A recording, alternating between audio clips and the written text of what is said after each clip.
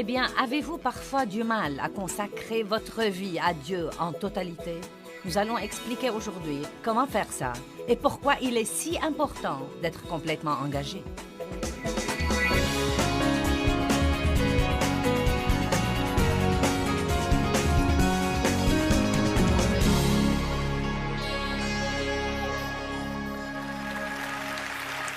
Eh bien, je suis tout excitée par les choses que Dieu m'a mises dans le cœur ce week-end.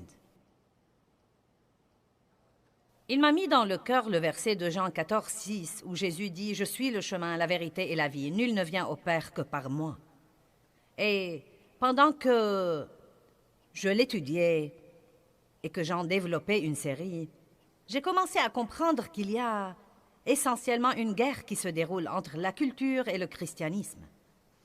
Nous devons veiller comme chrétiens à ne pas oublier ce que Jésus a dit comme quoi nous sommes dans le monde, mais nous ne sommes pas du monde. Dans le monde, mais pas du monde.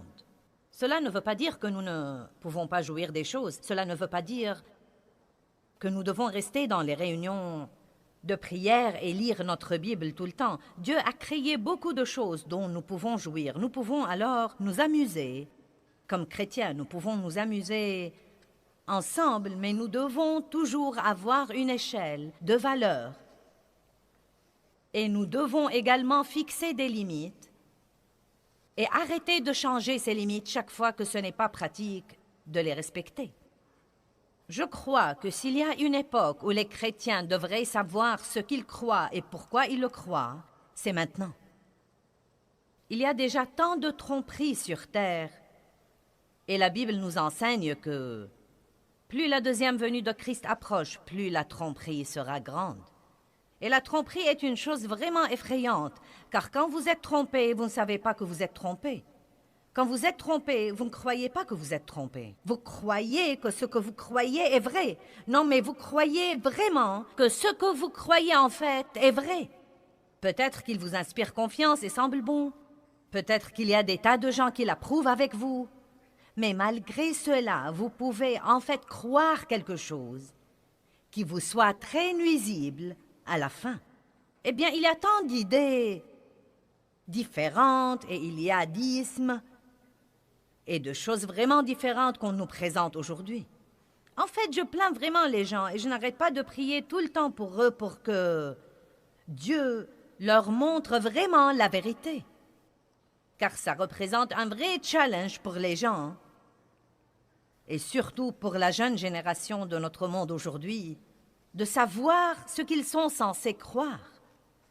Et donc, Jésus dit très simplement, « Je suis le chemin, je suis la vérité, je suis la vie. Nul ne vient au Père que par moi. » Maintenant, laissez-moi vous dire quelque chose, et j'en parlerai davantage demain, mais il y a une chose très en vogue dans notre société aujourd'hui, comme quoi il n'y a pas de vérité absolue. En fait, et c'est très triste, les dernières statistiques que j'ai écoutées disent que 13% seulement des chrétiens régénérés croient que la Bible est la vérité absolue. C'est très triste. Je trouve ça intéressant. Je crois que les parties que nous ne voulons pas croire sont les parties qui vont changer notre style de vie. Je me demande combien d'athées croiraient en Dieu si cette croyance ne les contraignait pas à changer leur style de vie. C'est incroyable ce que nous pouvons, comme par hasard, choisir de ne pas croire une chose juste parce qu'elle ne plaît pas à notre chair et ne nous permet pas de faire ce que nous croyons que nous voulons faire. Et j'insiste sur ce que nous croyons que nous voulons faire, car la plupart des choses que les gens croient qu'ils veulent vraiment faire et qu'ils font les rendent en fait absolument malheureux. Et ils se démènent tout le temps pour faire à leur idée. Je veux vous parler ce soir de la première partie de Jean 14, 6, où Jésus dit « Je suis le chemin ». Puis il dit « Je suis la vérité ». Le monde dit qu'il n'y a pas de vérité absolue, mais Jésus a dit « Je suis la vérité ». Il n'a pas dit « Je suis une vérité ». Il a dit « Je suis la vérité ». Il n'a pas dit « Je suis un chemin ». Il a dit « Je suis le chemin ». Peut-être que vous pensez « Eh bien, vous savez, Et si ceci n'était pas vrai, comment saurais-je que c'est vrai? Eh bien, le meilleur moyen auquel je peux penser pour dire aux gens comment ils sauraient que c'est vraiment vrai, c'est de l'essayer. Allez-y, testez-le. Je ne crains nullement de vous dire de le tester, car si vous le testez, non mais vraiment, vraiment le tester, et je veux dire vivre selon les principes de la Bible, vous allez aimer les résultats.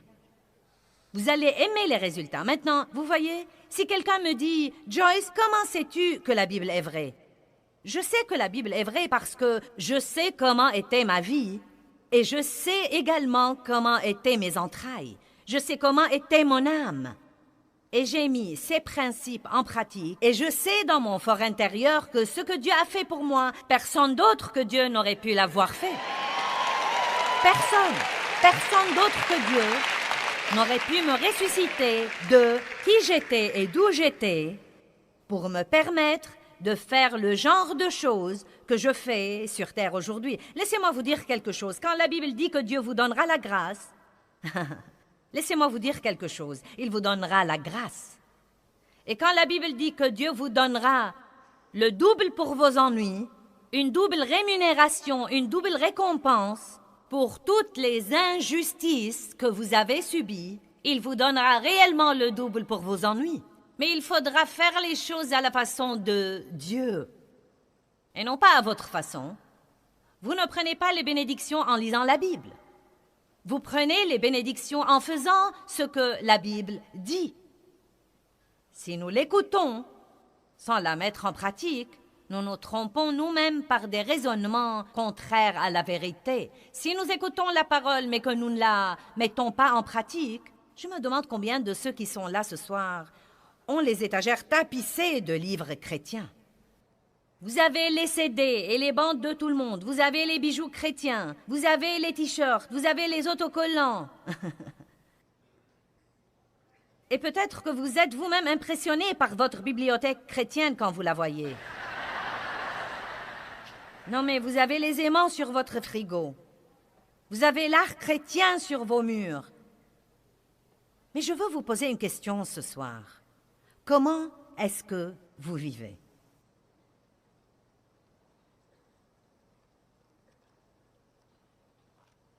C'est dangereusement calme par ici. Comment est-ce que vous vivez? Et surtout les millions qui nous regardent à la télé. Comment est-ce que vous vivez? Si vous n'aimez pas votre vie, peut-être que vous devez commencer à examiner vos choix. Et si vos choix ne s'alignent pas sur la parole de Dieu, si vous commencez à prendre des décisions qui s'alignent sur la parole de Dieu et que vous les respectez, vous verrez des changements agréables dans peu de temps.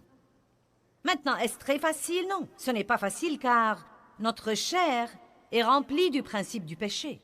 Quand nous sommes régénérés, Jésus vient vivre au-dedans de nous. Son Saint-Esprit vient demeurer au-dedans de nous et nous recevons une nouvelle nature, la nature de Dieu. Mais le principe du péché est toujours très vivant dans notre chair.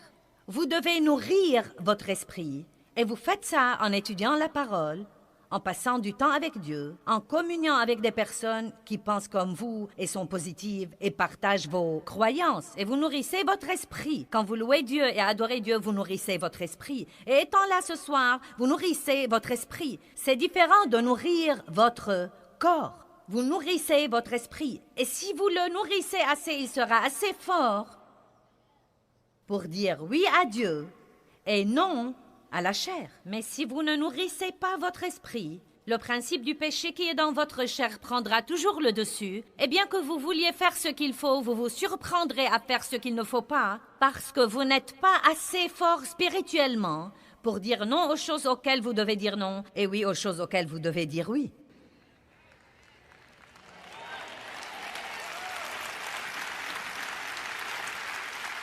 Dans Exode 33, 18, Moïse a prié une prière absolument merveilleuse. Et je suis contente de l'avoir trouvée tôt dans ma vie avec Dieu et de l'avoir priée pendant de nombreuses années. Il dit, Dieu, si j'ai trouvé grâce à tes yeux, je te prie maintenant, montre-moi tes voies.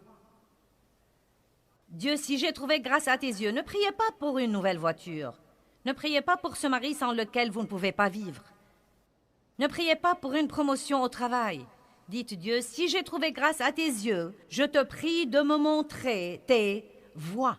Je ne dis pas qu'il ne faut pas prier pour ces autres choses. Dites à Dieu tout ce que vous voulez. Vous pouvez adresser vos prières à Dieu, mais ne demandez jamais à Dieu de vous donner des tas de trucs si vous ne voulez pas d'abord ses voies. Ses voies. Nous devons apprendre ce qui plaît au Seigneur. Quand Jésus a dit qu'il était le chemin, il ne voulait pas seulement dire qu'il était le chemin du ciel. Bien des fois, nous pensons que ce verset veut juste dire « Oui, oui, Jésus est le chemin du ciel ». Non. Il est venu pour nous montrer comment nous devons vivre. Il est venu pour nous donner l'exemple de la manière dont nous devons vivre. Et il veut que nous suivions son exemple. Et quand nous vivons comme il a vécu, à ce moment-là, nous donnons l'exemple aux autres personnes dans le monde. Est-ce que vous savez pourquoi les chrétiens en général n'impressionnent pas le monde aujourd'hui? Parce que nous parlons beaucoup de la vie, mais nous ne vivons pas toujours la vie. Et quand je dis « nous », je ne veux pas dire « vous » ou « vous » ou « vous » ou « vous » ou « vous » ou « moi » ou quelqu'un d'autre. Il y a toujours des gens qui font ce qu'il faut. Il y a tant d'églises merveilleuses, mais il y a aussi des chrétiens et des églises. Et vous savez, quand je parle d'église, nous sommes l'église. Et donc, il y a beaucoup d'églises qui pratiquent la religion machinalement et pourtant ne portent pas le fruit de leur christianisme. La Bible ne dit pas « vous les reconnaîtrez à leurs pratiques religieuses », elle dit « vous les reconnaîtrez à leurs fruits ».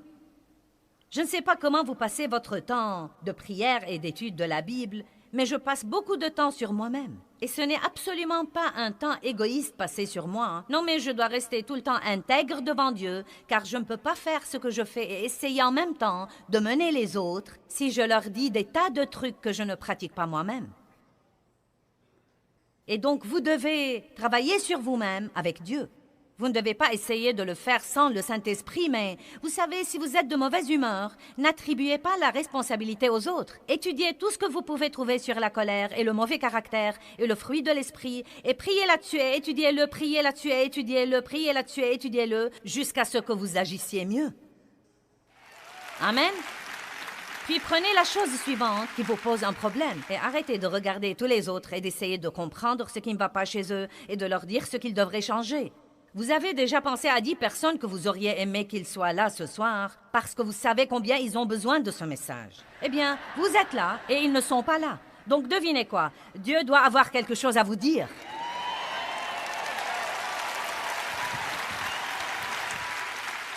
Une des plus grandes erreurs que nous faisons, c'est de nous asseoir sur les bancs et de ne prêter aucune attention à ce qui est dit. Ça m'est égal si ce que je dis est souligné 25 fois dans votre Bible. Ce soir, Dieu veut vous parler à vous. Où que vous soyez, il veut que vous décidiez de vous élever à un niveau plus haut dans la manière dont vous le représentez et d'être un meilleur exemple plus que jamais. Il y a une façon de vivre et une façon de ne pas vivre. Quand Jésus est venu, ses voies étaient radicalement différentes. Vous pouvez certainement dire que Jésus était révolutionnaire. Il est venu pour mettre les choses sens dessus dessous. Et quoi que faisaient tous les autres, il ne le faisait pas comme il le faisait. Et il ne s'est pas plié à leur voie pour s'intégrer. Il a fait ce qu'il savait que son Père voulait qu'il fasse et ce que pensaient tous les autres était leur problème et non pas le sien. Nous avons besoin de plus de personnes qui prennent l'attitude « je comparaîtrai un jour devant Dieu et je lui rendrai compte pour ma vie. Et je devrais vivre ma vie sur terre en me souciant davantage de ce qu'il pense que de ce que vous pensez. » Nous voulons tous plaire à tout le monde. Nous voulons tous être acceptés, mais nous ne devons pas transiger tout le temps pour avoir cette acceptation. Nous ne devons pas transiger tout le temps pour avoir ce que le monde offre. Si nous voulons servir Jésus, nous devons arrêter d'être tièdes. Nous devons être ardents, embrasés. Soit nous entrons et nous sortons, soit nous serons écrasés. Amen.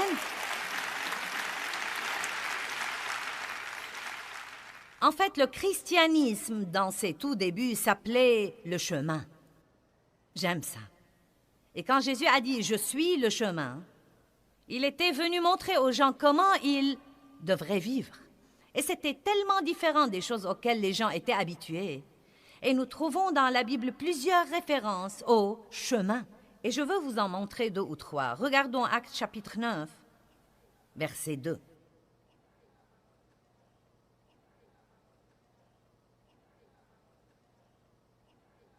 Qui d'entre vous convient avec moi que nous devons savoir ce que nous croyons et pourquoi nous le croyons et nous y accrocher aujourd'hui plus que jamais? Croyez-moi, s'il y a une époque où le monde va nous observer, c'est l'époque que nous vivons en ce moment. S'il y a vraiment une occasion pour mener les gens au Christ, c'est l'époque que nous vivons en ce moment. Et lui demanda des lettres pour les synagogues de Damas, afin que s'il trouvait des hommes ou des femmes qui fussent de la voie de la vie déterminée par la foi en Jésus-Christ, il les amena liés dans les chaînes à Jérusalem. C'était avant la conversion de Saul, quand il cherchait les chrétiens pour les arrêter et les persécuter et les battre. Mais écoutez ce que dit la Bible amplifiée. Il cherchait des hommes ou des femmes qui fussent de la voie de la vie déterminée par la foi en Jésus-Christ. Il dit donc que si quelqu'un croit en Christ, il doit y avoir un mode de vie déterminé qu'il doit vivre ou qu'il doit mener. Et vous savez, ça m'a vraiment aidé personnellement et ça m'a simplifié les choses plus que jamais quand j'ai finalement compris, il y a quelques années, il y a peut-être 8 ou 10 ans, quand j'ai finalement compris qu'une des raisons pour lesquelles les gens ont tant de mal à vivre leur vie chrétienne et leur expérience chrétienne, c'est qu'ils confient et délèguent tout à l'Église et ne se rendent pas compte qu'être chrétien veut tout d'abord dire vous détourner de votre péché, reconnaître que vous êtes pécheur, demander à Dieu de vous pardonner et savoir qu'il n'y a pas moyen d'avoir une relation avec Dieu que par Jésus-Christ qui a vécu la vie parfaite. Vous lui demandez de venir vivre au-dedans de vous, et cela marque le commencement de votre christianisme. C'est comme ça que vous devenez chrétien. Mais cela doit être concrétisé par un style de vie.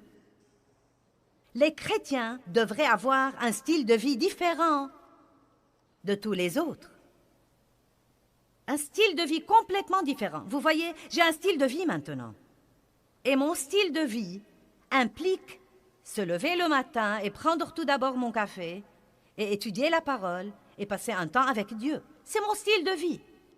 Ce n'est plus quelque chose que je dois essayer de faire. C'est comme quand je me lève le matin, je me brosse les dents, je mets quelques gouttes pour les yeux dans mes yeux parce qu'ils s'assèchent et je me lave le visage. Il y a certaines choses que je fais, c'est mon style de vie et nous avons tous un style de vie. Même ma chienne a un style de vie. Non mais croyez-moi, elle a ses habitudes et son style de vie. Non, mais je ne comprends vraiment pas comment la chienne sait les choses qu'elle sait. Mais elle sait des choses. Et il y a des endroits où elle veut s'asseoir et des endroits où elle ne veut pas s'asseoir. Et si elle veut s'asseoir sur mes genoux, elle veut que je cherche une couverture et que je la mette sur mes genoux. Et elle se tient au pied de ma chaise et me regarde comme pour me dire « Eh bien !» Et je sais qu'elle veut que je cherche la couverture de fourrure et que je la mette sur mes genoux. Et dès que je fais ça, elle monte sur mes genoux. Elle a un style de vie. Et c'est une chienne. Tout le monde a un style de vie. Mais si vous êtes chrétien depuis 5 ans et votre style de vie est toujours le même... Non, mais si vous traînez toujours avec toutes les personnes négatives, excentriques, grincheuses, avides avec lesquelles vous traîniez autrefois, pas étonnant que vous ne changiez pas. Être chrétien ne vient pas de venir à un hôtel, de prendre la promesse d'un billet au ciel, puis d'aller à l'église 1 ou 2 fois par mois, de prier une prière quand vous êtes désespéré et d'espérer que ceci couvre tout. C'est un style de vie. Un style de vie. Et je veux voir ce soir des personnes qui sont poussées à vivre un style de vie. Non, mais un style de vie engagé. Et ne pensez pas à toutes les choses que vous devez laisser tomber, car toutes les choses que vous devez laisser tomber vous rendent malheureux de toute façon. Tout ce que vous devez abandonner vous rend malheureux de toute façon, mais vous y êtes habitué. Vous y êtes juste habitué. C'est étonnant que nous puissions nous habituer à une chose et continuer à la faire, même si nous savons qu'elle nous tue. Vous entendez tellement de gens dire qu'ils sont occupés, qu'ils sont stressés. Je ne peux pas continuer comme ça. Je ne le peux vraiment pas, mais ils continuent à le faire. Et ils n'arrêtent pas jusqu'à ce que quelque chose de radical ne les arrête.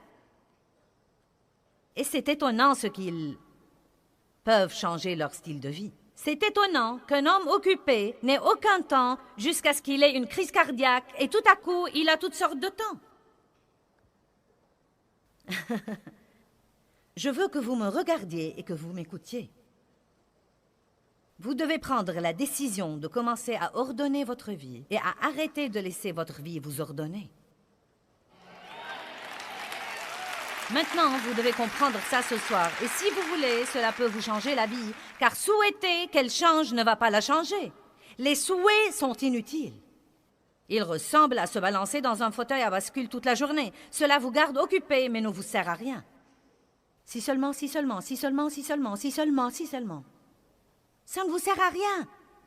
Je dis toujours que nous n'avons pas besoin de souhaits, mais de volonté. Nous devons coopérer avec la puissance du Saint-Esprit qui nous a été donnée. Et nous devons commencer à prendre les décisions que la Bible nous dit de prendre et arrêter de trouver des excuses et de dire « c'est trop dur, je ne peux pas, je sais que je devrais, mais… » Et ensuite aller à l'église et tourner autour de la même montagne toute la semaine. J'ai fait ça pendant plusieurs années. J'étais chrétienne et j'aimais le Seigneur. Je ne l'aimais pas évidemment de tout mon cœur. J'avais un amour pour Dieu. Et j'étais vraiment régénérée. J'avais reçu le Christ comme mon sauveur et je savais que le salut était par la grâce. Et je croyais que j'irais au ciel si je mourrais. Je ne parle pas d'aller au ciel ou de ne pas y aller, je parle du genre de vie que vous devez vivre. Voulez-vous être malheureux pendant que vous êtes ici-bas? Voulez-vous prendre quelqu'un avec vous? Si vous voulez aller au ciel, voulez-vous prendre quelqu'un avec vous? Voulez-vous prendre vos bien-aimés? Vous n'avez pas besoin de leur casser les oreilles avec la Bible. La Bible dit qu'une femme peut gagner son mari non sauvé par sa vie de piété. Et non pas en allant à l'église tous les dimanches et en rouspétant toute la semaine.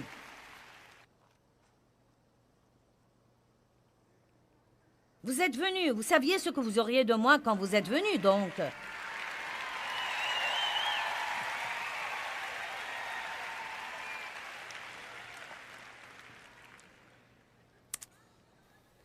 Vous savez, c'est la vérité absolue. J'allais à l'église depuis des années, mais il n'y avait vraiment pas une grande différence entre moi et les incroyants qui marchaient dans les rues de mon lotissement.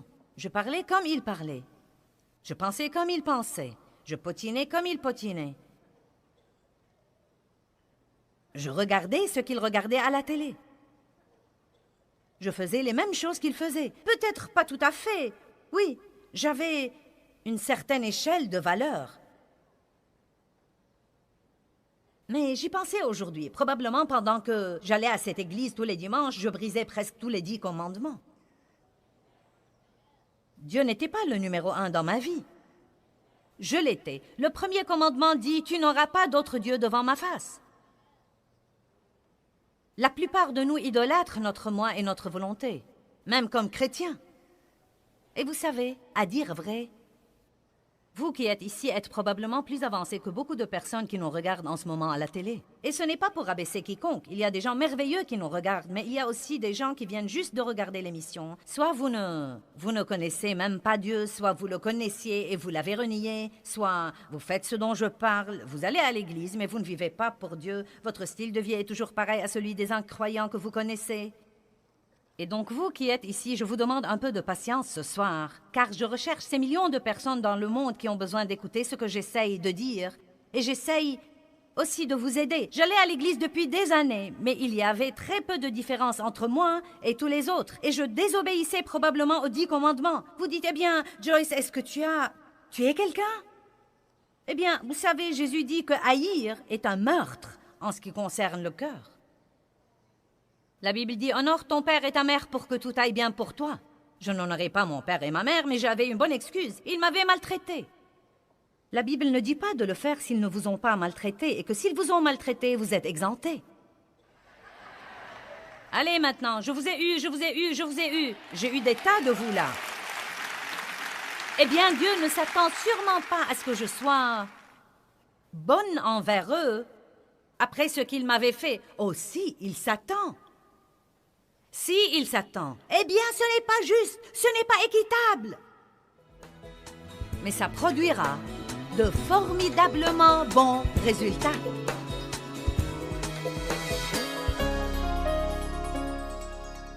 Eh bien, je veux vous encourager aujourd'hui à commencer à ordonner votre vie et à ne pas permettre à votre vie de vous ordonner. C'est très important de ne pas laisser tout ce qui est autour de vous vous contrôler. Et je veux vraiment vous aider sur ce plan, car je sais que certains d'entre vous croient qu'ils n'ont pas le contrôle. Et vous dites, eh bien, ceci arrive et cela arrive, et ce n'est pas moi qui décide. Eh bien, vous savez, il y a une vie bénie qui vous attend. Et ce n'est pas une vie dont vous lisez à propos et dont parlent les autres. Vous pouvez vivre une vie bénie. Vous pouvez vivre une vie bénie.